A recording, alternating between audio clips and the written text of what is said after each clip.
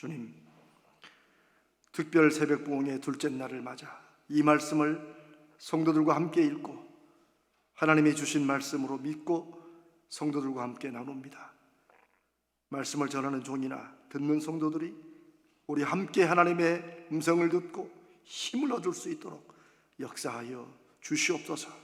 우리 주님 예수님의 이름으로 간절히 기도드리옵나이다. 아멘. 어제 우리 첫날에 나누었던 주님의 경고도 잊은 기쁨이라는 그 주제의 말씀은 사실 맨 마지막 절에 이제 예수님께 기적을 받은 두 맹인이 한 일인데 순서가 좀 바뀌었지만 의도적으로 바꿨습니다. 사실 우리도 기왕 예수 믿는 거, 오직하면 주님이 엄히 하지 말라고 한 것을 잊고 할 수밖에 없는 그런 감동, 그런 기쁨, 그런 믿음으로 한번 살게 하여 주옵소서 하는 것이 어제 우리가 나눈 말씀이었습니다. 기억나시죠? 그 소망, 그 기쁨을 우리 안에 품어야 됩니다. 그런데 하나님의 경험을 통한 이 놀라운 기쁨이 시작된 것은 사실은 그 두 맹인의 가슴 속에, 그리고 그걸 원하는 저와 여러분의 마음 속에 꿈이, 소망이 있어야 돼요. 포기할 수 없는 꿈, 포기할 수 없는 소망, 그게 있어야 하나님 앞에 나아가고 그 꿈을 가지고 하나님 앞에 나아가서 하나님의 역사로 이루어질 때 우리는 잊을 수도 거부할 수도 없는 경험을 하게 되는 것입니다. 여러분, 아무리 놀라운 일도 나와 상관없는 일이면 우리가 좋다 하다 잊어버리잖아요. 그렇죠? 여러분, 뉴스나 여러분 보시는 유튜브 이런 데서 놀라운 일이 있더라도 나와 상관없는 일이면 그냥 좋겠다 이렇게만 하고 끝나지, 그게 가슴에 남아서 내 삶을 바꾸는 전환점이 되지는 못합니다. 그러나 남들 볼 때는 아무리 작고 사소한 것일지라도 그게 나와 하나님 사이에 이루어진, 내 안에 있던 무언가가 이루어지는 것이라면 달라지죠. 바로 그것입니다. 꿈은 이루어진다. 한국 사회에 아마 이 말이 이렇게까지 많이 유명해질 줄은 몰랐어요. 제 기억으로는 2002년도 한일 월드컵 할 때, 그 경기할 때, 그 종합경기장인가, 그 큰 상암 월드컵 경기장인가, 그 큰 펼칠막에 꿈은 하고 별 해놓고 이루어진다. 이렇게 했더니 하여튼 어떻게 해가지고 우리 한국이 월드컵에 4강에 올라갔어요. 그러니까 월드컵을 늘 1등, 2등 하는 브라질이나 독일이나 스페인 이런 나라들은 그게 꿈이 이루어진다고 생각지 않아요. 근데 우리는 하도 그냥 16강 올라가면서 이게 어떻게 우리가 몇 점을 차로 이기고 지면 이런 걸 따지다가 4강을 올라갔으니 정말 꿈은 이루어진 것처럼 되어 있죠. 그러나 여러분, 그 꿈은 사실 우리가 월드컵 4강의 꿈을 이루었다고 우리 성도가 정말 그 꿈을 붙잡고 지금도 계속 살지는 않죠. 그래도 그 후로 한국 사회는 꿈은 이루어진다, 이 말이 굉장히 많이 퍼집니다. 저는 이 둘째 날에 정말 꿈은 이루어지는가 하는 것을 묻기 전에 그거는 넷째 날에 묻도록 하고, 오늘은 여러분은 정말 인생에 이루고 싶은 꿈을 가지고 있습니까? 하는 것을 묻고 싶습니다. 여러분은 그런 꿈이 있습니까? 꿈이 있어야 이루어지지. 꿈도 없이 잘 되는 것은 나와는 상관없는 일이죠. 믿음과 꿈이 무슨 상관이 있을까요? 믿음과 소망하는 것이 무슨 상관이 있을까요? 성경에서 꿈을 가지라 라는 말을 직접 사용하지는 않습니다. 꿈이란 단어가 나오는 것 중에 하나가 노인들은 꿈을 꿀 것이다 이 정도지. 그러나 꿈을 가지라는 말을 직접적으로 말로 사용하지는 않지만 성경은 하나님을 구하고 찾는 사람은, 그런 성도는 모두 자신이 하나님께 바라는 소원, 소망, 꿈을 가지고 나간다는 것을 우리는 알 수 있습니다. 하나님은 때로는 시련과 환난을 통해서 우리에게 그것을 벗어나고자 하는 소망, 갈망을 가지고 세상에서 그걸 어떻게든 풀어보려고 애쓰다가 하나님을 바라보게 되고 하나님께 나가고 하나님을 만나고 하나님 안에서 그것이 해소되고 해결되고 이루어지는 것을 보게 됩니다. 성경은 이런 얘기로 가득 차 있습니다. 특별히 복음서에서 예수님을 만나 기적을 경험한 사람들에 관해서 여러분 한번 읽어보세요. 읽어볼수록 분명한 공통점이 하나 있는데 이들은 모두 자기가 바라는 것이 하나씩 있었다는 거예요. 여러분, 성경에 예수님을 만나러 온 사람 중에 그런 생각 없이 예수님이 그래 왜 왔느냐 그럴 때 아니 뭐 그냥 한번 와봤어요, 이런 사람 봤어요? 없죠. 너무 황당한 얘기를 하니까 여러분도 놀라시잖아요. 그런 거예요. 실컷 예수님을 찾으러 가가지고 예수님이 그래 무엇을 줄까 왜 왔느냐 할 때 아니 뭐 그냥 와봤습니다, 이런 사람은 없지요. 그런데 죄송하지만 어떤 면에서는 우리 뭐 다른데 우리 한국 사회에서 한국 교회에서 성도들이 예수님을 믿고 살아가고 신앙생활 하는데 마치 예수님이 그래 어떻게 무엇을 해주기를 원하느냐라고 물으실 때 아니요 그냥 교회 온 거예요, 이런 것처럼 신앙생활 하는 사람들이 점점점 많아지고 있다는 거예요. 여러분은 어떻게 생각하십니까? 오늘 본문에 하나님께서 두 맹인에게 주님이 물어보십니다. 그런데 여러분 오늘 본문에 보면 예수님과 이들이 뭘 해주기를 원하느냐, 뭘 해주십시오 이런 말씀이 없어요. 그런데 왜 제가 이런 걸 상상해낼까요? 상상이 아닙니다. 왜냐하면 예수님과 예수님을 만난 사람들 사이에 이루어지는 기적은 반드시 그런 어떻게 보면 뭐 영적인 원리라고 그럴까요? 그런 원리와 원칙을 가지고 이루어진다는 것이에요. 성경은 특별히 야고보서는 행함이 없는 믿음은 죽은 믿음이라고 말을 하죠. 머리로만 아는 믿음이 아니라 가슴으로 움직여 삶으로 행동할 때 믿음의 열매가 맺어진다는 것이죠. 근데 저는 이뿐만이 아니라 하나님께 원하는 게 없는 믿음도 저는 죽은 믿음이라고 생각합니다. 저는 많이 느끼고 많이 봤어요. 그냥 교회만 다니는 거예요. 그걸 나쁘다고 할 수도 없고 좋다고 할 수도 없고. 그런데 하나님은 왜 우리를 이 새벽에 교회로 부르시고 왜 사랑하는 여러분들을 이 새벽에 여러분 자리에서 온라인으로 이 예배에 참여하게 하세요? 하나님께 기대를 가지고 하나님과 관련된 무언가가 있을 때 그게 정말 믿음, 신앙생활이 시작된다는 것입니다. 자, 제가 그랬죠. 이 두 맹인은 예수님과 무엇을 해줘라 혹은 무엇을 해줄까 이런 대답이 없다고요. 27절에 이 두 맹인이 예수님을 부른 말이 그것을 담고 있습니다. 주님 앞에 나가는 사람들은 다 예수님 누군가 불렀어요.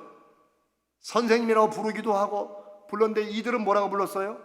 다윗의 자손이여 우리를 불쌍히 여기소서. 예수님을 부른 말 중에 이 말이 제일 많을 거예요.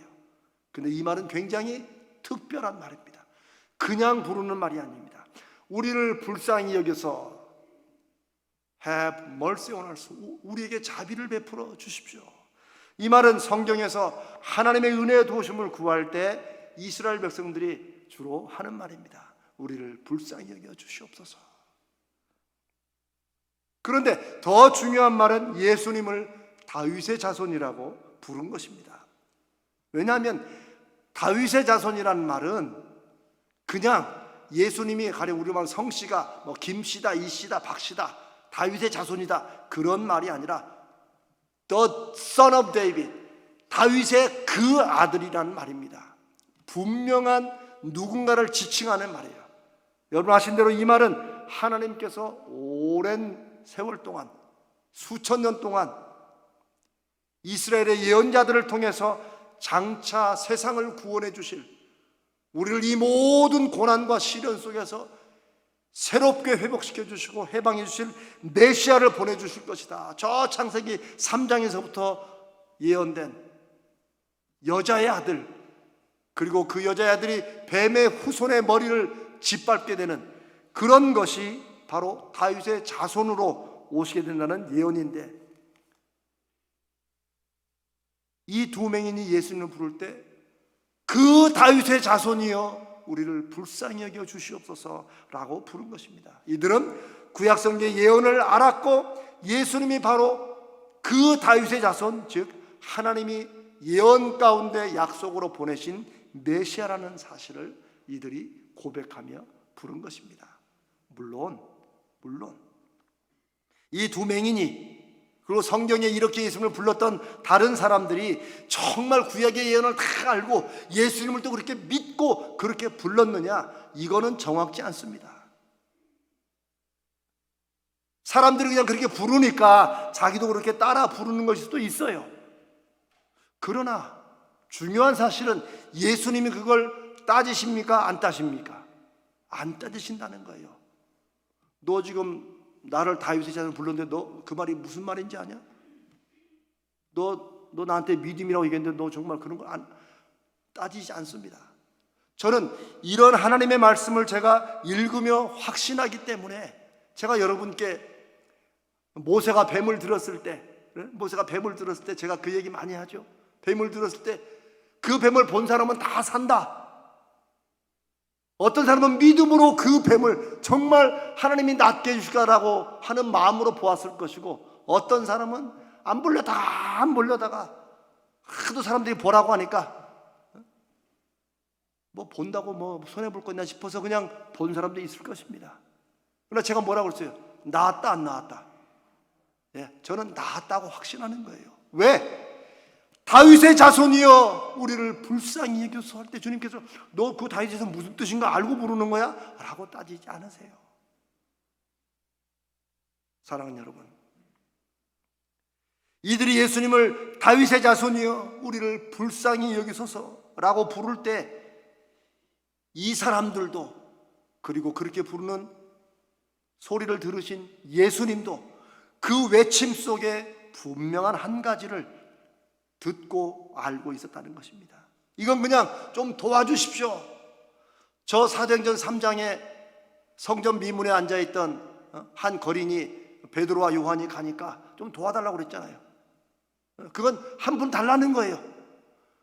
그건 다윗의 손 예수의 제자들에게 부르는 게 아니에요. 그냥 누구라도 부르는 거예요. 그러나 지금 이 두 맹인이 예수님을 부르는 것은 그냥 도와달라는 정도가 아니라 사람은 해줄 수 없는, 다른 사람에게는 한 푼 달라고 도와달라고 이렇게 불렀겠지만 그 다윗의 자손에게는 사람은 해줄 수 없는, 이 세상은 이루어줄 수 없는 간절한 소망, 하나님만이 이루어질 수 있는 그런 꿈이 있기 때문에 그 꿈을 누구에게로 가지고 나가는 거예요? 다윗의 자손에게로 가지고 나가는 거예요. 그 메시아에게 가지고 나가는 거예요. 이게 우리가 이 사람들 가슴 속에 있는 꿈을 가지고 나갔고 주님이 그걸 들으셨다고 말할 수 있는 것입니다. 근데 저는 예수님께서는 사람의 속마음을 아시기 때문에 예수님이 친히 사람에게 본인을 의탁하지 않으셨다라는 말씀이 있어요. 주님은 사랑은 하셨지만 안 믿으셨어요. 그런데 그렇게 속마음까지도 아시는 하나님이, 그 예수님이 왜 굳이 만나는 사람마다, 우리 내일 모레 나눠볼 너희가 정말 내가 이 일을 할 줄 아느냐, 이미 아셨어요. 이들이 뭘 요구하는지. 근데 아시면서 왜 물어보냐는 거예요. 앞을 못 보는 사람에게 가장 필요한 것은 눈 뜨는 것일 거고, 그렇죠? 나병 환자들이 주님 앞에 나와서 자기를 고쳐달라고 할 때는 그 지긋지긋한 나병이 낫는 것일 텐데도 주님은 무엇을 원하냐라고 물어보세요. 심지어 37년 동안 병이 깊어서 누워있는 그 환자에게, 실로암 못 가 있는 환자에게도 뭐라고 그러세요? 네가 낫기를 원하느냐? 왜 뻔한 얘기를 물으실까? 여러분 그런 의문 안 가져보셨어요? 저는 척보면 아실 건데 왜 물어볼까? 근데 거기에 이유가 있습니다. 주님의 마음과 뜻이 담겨 있습니다. 여러분도 그러십니까? 저는 인생을 살면서 제가 깨달은 것 중에 하나가 열심히 사는 것도 중요하지만, 바쁘게 사는 것도 중요하지만, 정말 우리가 무엇을 바라는지, 무엇을 원하는지 이제는 생각지도 않고, 아유 뭐 요즘에 바빠 죽겠네, 뭐 그냥 사는 거지, 이러듯이 그냥 열심히 살 때가 많다는 거예요. 한때는 목표도 좀 가져보고, 한때는 좀 꿈도 좀 가져보고, 그러나 어느 순간에 그런 얘기하면은 아이고 요즘 같은 세상에 뭐 그런 걸, 이런 식으로 우리는 살아가게 된다는 거예요. 그런데 꿈이 없이 살아도, 마음속에 간절한 소망이 없이 살아도 그렇게 사라지는 것입니다. 그러나 언젠가 한 번은 우리 마음속에 그래도 그 꿈을 위해서라도, 내가 평생에 꼭 해보고 싶었던 그거는 한번 해봤어야 되는데 돌이킬 수 없는 시간에 후회하게 될 때가 있을 것이라는 안타까운 사실입니다. 그냥 우리가 막연히 한번 해보고 안 되면 말고를 말하는 게 아니고, 내 안에 그래도 인생에서 나 이거 한번, 이거는 꼭 내가 해보고 싶다, 이거는 꼭 이루어지기를 원하고 싶다. 그게 여러분의 소원이든 여러분 자녀를 위한 것이든 여러분이 하는 일에 대한 것이든 간에 우리에게 그런 꿈은, 그런 간절한 소망은 우리 살아가는 인생으로 하여금 정말 가치 있고 의미 있게 인생을 만들어 준다는 것이에요. 인생에서 그냥 내가 대충 살다가도 그 꿈을 생각하면, 그 소망을 생각하면 조금 더 정신 차리자. 우리 흔히 우리 부모님들이 그냥 마음을 놓으려다가도 그 자식 새끼 보고 다시 일어나야 하는 그것처럼, 그 자식이 그 마음속에는 놓을 수 없고 포기할 수 없는 꿈과 소망과 살아야 될 이유가 되는 것입니다. 이게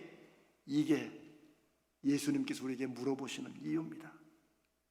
예수님은 간절히 무언가를 바라지 않는 사람들에게는 무언가를 주셔도 그게 별로 의미가 없다는 걸 주님도 아십니다. 여러분 솔직히 그렇지 않습니까? 사람은 뭐 자기가 바라고 좋아하는 게 아니면 받아도 별로 귀하지 않죠. 그런 거는 뭐 어디다 뒀는가 찾지도 못해요. 그렇죠? 직장인들이, 제가 들은 말인데, 매년 회사에서 설이나 추석이면 선물을 받는데요. 그 선물 뭔지 아시죠? 시장에 나오는 거, 치약 세트나 비누 치약 세트나 아니면 조금 어떤 때는 참치 세트. 그래 동원 참치의 1년 매출 중에 80%가 추석과 설에 나온대요. 제가 새로운 정보를 알려드렸군요. 그런데 매번 설이나 추석이면 참치 세트나 치약 세트를 받으니 그거를 받는 직장인들이 올해도 이 회사에서 나에게 이렇게 귀한 선물을 줬구나, 이런 직장인들이 있는가 한번 물어보세요. 없습니다. 의뢰인이 나오는 거 예상도 뻔해요. 그러니 기대하지도 않아요. 뭐 참치 세트겠죠. 참치 3호 세트 뭐 그거겠지. 그래서 이처럼 우리가 별로 원하지 않고 특별히 중요하게 생각하지 않은 그런 선물을 받아보면 어떻게 합니까? 뜯어보지도 않아요. 포장 그대로. 왜? 포장을 또 안 뜯어야 나중에 다른 사람에게 선물하기 좋으니까. 근데 이게 한국만 그러냐, 미국도 그런 게 있어요. 미국 사람들은 그것을 선물 재활용한다고 그래요. 받았다가 그대로 다만 그 안에 카드가 있으면 이제 큰일 나죠. 이제 미국 사람 그 안에 카드를 많이 넣어놓거든요. 그래서 카드를 확인하고 그걸 그대로 돌려요. 한국도 그걸 선물 돌리기라고 한대요. 왜요? 이름은 선물이지만 정말 선물이 아니기 때문에. 주님께서 뻔히 형편하시면서 네가 그것을 원하느냐, 너 무엇 해주기를 원하느냐고 물으시는 것이, 주님이 주시고자 하는 기적은 하나님이 주시는 선물인데 그 선물을 별로 바라지도 않는데, 이미 주님은 아시지만 그 입에서 간절히 바라는 그게 나오기를 주님은 바라신다는 것입니다. 우리 믿음 생활에도 마찬가지입니다. 여러분, 언제 기도가 간절해집니까? 우리가 간절할수록 기도가 지칠 수도 있지만, 기도하다 지칠 수도 있지만, 우리의 간절한 기도는 언제예요? 정말 하나님밖에 이 일을 해주실 분이 없습니다 라는 마음이 있는 그 제목에는 우리가 간절해지지 않습니까? 그래 저는 때로는 좀 그런 못된 생각도 들 때 있어요. 제가 여러분께 교회에 기도 제목을 해놓을 때 우리 성도들이 이걸 좀 간절하게 꼭 중요한 기도 제목으로 받으실까? 왜냐 어떤 분들은 기억도 못하는 거 보면 그게 별로 우리 교회에 이거 중요한 기도 제목입니다 꼭 기도합시다라고 해도, 광고를 해도 그냥 그게 가슴에 중요하지 않으면 잊어버리는 거예요.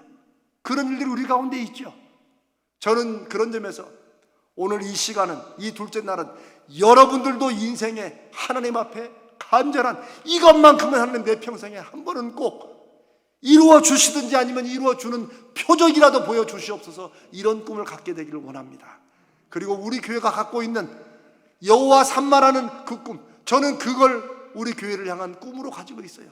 근데 그것도 이 목사님이 알아서 하시겠지, 저는 이런 분은 없으리라 믿습니다. 그 여호와 삼마의 꿈이 우리가 함께 꾸는 꿈이 되기를 간절히 바랍니다.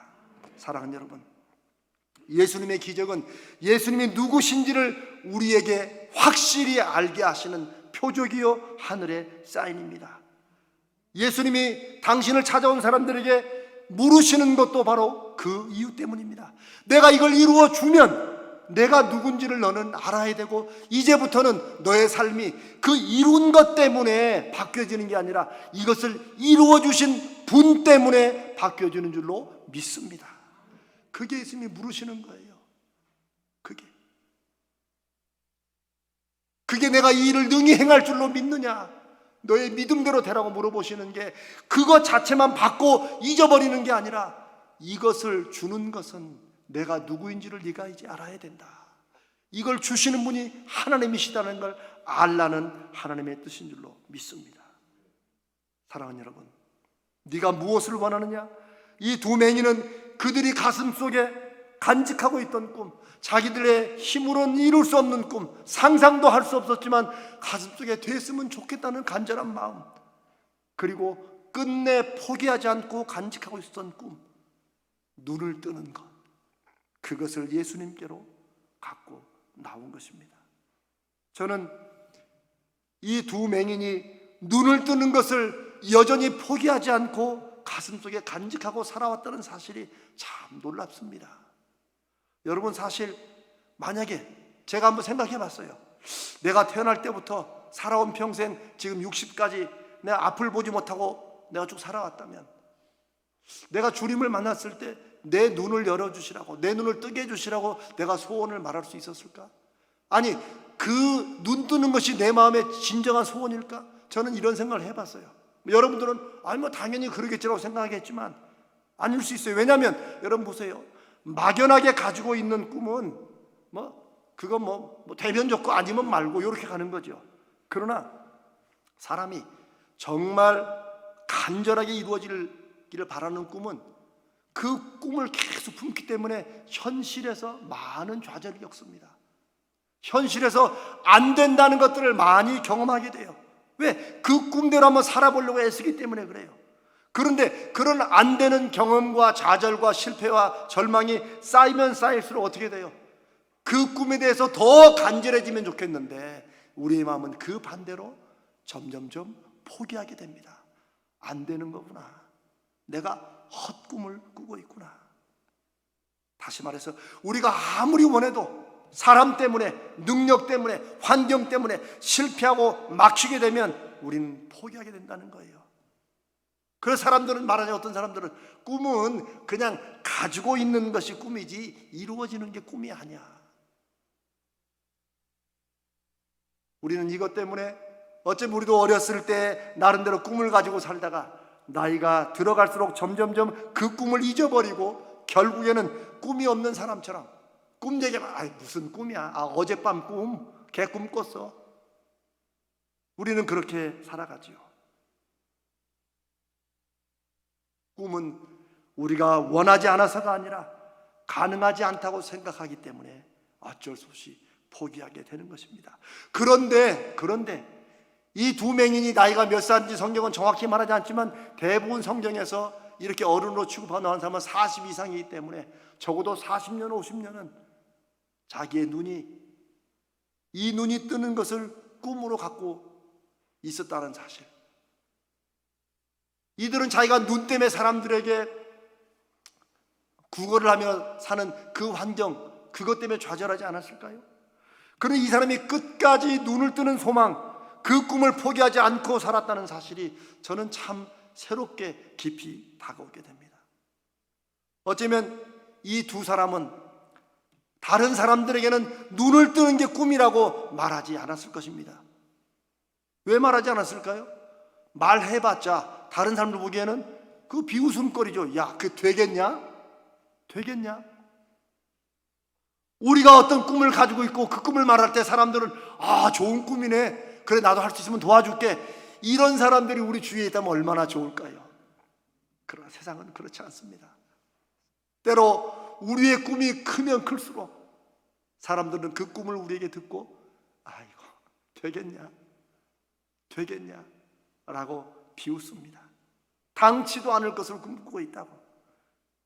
그래서 이 두 맹인이 눈을 뜨는 것을 여전히 꿈으로 가지고 있고 소망으로 가지고 있고 주님 앞에 나갔다는 사실이 오늘 이 시대를 살고 있는 저와 여러분이 한번 진지하고 깊이 있게 나는 내 인생에서 하나님께 바라는, 정말 하나님만이 해줄 수 있다고 내가 믿고 하나님만이 해주셔야 된다고 내가 믿고 나가는 그런 것을 나는 가지고 살아가느냐, 나는 그런 것을 내 믿음으로 갖고 살아가는가 한번 돌아보길 바랍니다. 사랑하는 여러분, 오늘 이 둘째 날 새벽에는 그런 꿈을 다시 찾아보시고 확인해 보시고 그런 꿈을 저와 여러분의 가슴 속에 하나씩은 갖고 오늘 이 전을 떠나기를 간절히 바랍니다. 내가 정말 내 인생에서 정말 바라는 게 무엇인지, 내가 지금 힘쓰고 애쓰는 것이 정말 내가 간절히 바라는 그 꿈을 위해서 내가 살아가고 있는지, 그냥 남들 하는 말로 그냥 이렇게 살다 가는 거죠 라는 말을 우리 그리스도하고 살아간다면 우리를 하나님의 자녀로 세우시기 위해, 우리를 사망에서 생명으로 옮기시기 위해 십자가에서 죽임당하시고 부활하신 주님이 보실 때 얼마나 우리가 안타깝겠습니까? 우리는 인생을 그렇게 살라고 불러주신 게 아닌데. 저는 또한 여러분의 개인적인 꿈과 함께 우리 교회 성도들로서 우리는 하나님이 주신 꿈도 하나쯤은 가슴에 품고 살기를 원합니다. 우리가 같이 품는 꿈, 우리가 같이 이루어지기를 바라는 그런 꿈, 그런 꿈을, 그런 소망을 우리 마음속에 하나씩은 갖기를 원합니다. 꿈은 결코 인간적인 조건, 가령 뭐 나이가, 목사님 이제 이 나이에, 아닙니다. 성별이나 혹은 능력이나 이거에 따라서 꿈을 가질 수 있고 어떤 꿈은 가질 수 있고 어떤 꿈은 못 가지고 그런 것이 아닙니다. 왜요?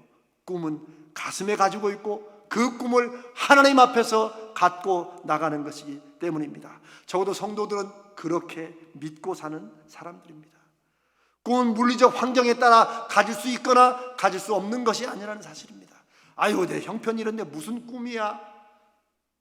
오히려 주님께서는 바로 그러기 때문에, 너는 안 된다고 보는, 사람들은 안 된다고 보는 상황 때문에 바로 하나님 앞에 꿈을 품고 나아가라고 말씀하시는 것입니다. 사랑하는 여러분, 이렇게 간절히 원하는 게 있을 때, 어떤 상황과 환경에서도 꿋꿋하게 그 가슴에 꿈을 가지고 있을 때, 그 꿈이 나의 힘으로는 안 되고 하나님 안에서 하나님이 해주실 수 있다고 믿고 있을 때 성도는 어려움을 넘어서는 것입니다. 우리가 힘들 때에도 어떨 때는 자식 보면서 자식 새끼 때문에 살아야지 하는 마음으로 살았던 그 세월처럼 이제는 내 꿈이, 우리가 함께 품고 있는 꿈이 하나님 안에서 하나님이 무언가를 해주실 거다, 하나님 우리가 무엇하기를 원하십니까? 라고 물어보는 그 갈망이 있을 때 우리의 믿음은 어려움과 이 시대를 넘어서게 할 줄로 믿습니다. 사랑하는 여러분, 누군가 말했습니다. 혼자 꾸는 꿈은 허망한 꿈으로 끝날 수 있지만 함께 꾸는 꿈은 반드시 현실이 된다고. 저는 여러분의 개인의 꿈도 품고 계시고, 아까도 말씀드린 것처럼 우리 가자지열교가 함께 품는 꿈, 하나님이 거기에 계신다, 하나님이 그곳에 역사하신다 라는 증거가 나타나는 그런 꿈을 우리가 같이 품기를 원합니다. 왜냐하면 하나님의 증거가 언제 나타나겠어요? 여러분이 품고 있는 여러분의 꿈이 이루어질 때 하나님이 계시는 것이 증거되는 것입니다. 그러니 지금부터 이제부터는 우리가 기도를 해도 신앙생활을 해도 우리가 두 맹인처럼 다윗의 자손이여 우리를 불쌍히 여기소서 하는 마음으로 기도 제목을 붙잡고 신앙생활을 해야 될 줄로 믿습니다.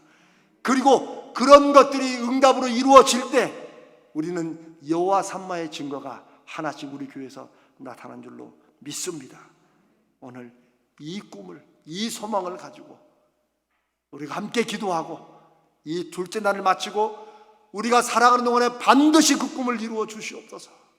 주님, 제가 무엇하기를 원하십니까? 라고 묻고 나가는 우리 모두 되시기를 주님의 이름으로 축복합니다.